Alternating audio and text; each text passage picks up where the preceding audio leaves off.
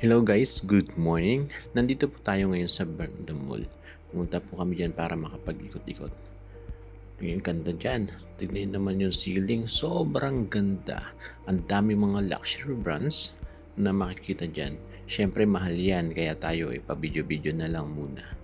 Tignan nyo naman yung mga brands na talagang hindi nyo akalain na makikita nyo sa isang lugar lang habang kayo ay nag-iikot-ikot sa lugar yan. Sobrang lawak ng lugar na yan. Tignan nyo. Talagang kakalain na makakapunta ako dyan.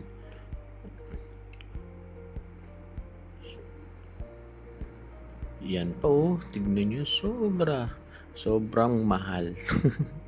Kaya ayan, video-video na lang muna. Lakad-lakad. Window shopping.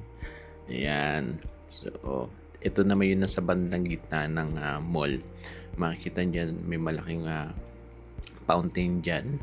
Tapos sa gabi meron niyang ilaw. Maganda rin pumunta sa gabi. Sinry lang namin na pumunta sa umaga. Meron din dito nga chandelier. Parang bagay sa bahay ito Kaso pag nilagay mo sahig kagad. Ito parang kaliskis naman ng isda to yung ceiling niya. Tapos ayan, tingin nyo naman, dati ang akala ko is yung Armani damit lang. Meron palang kapay din.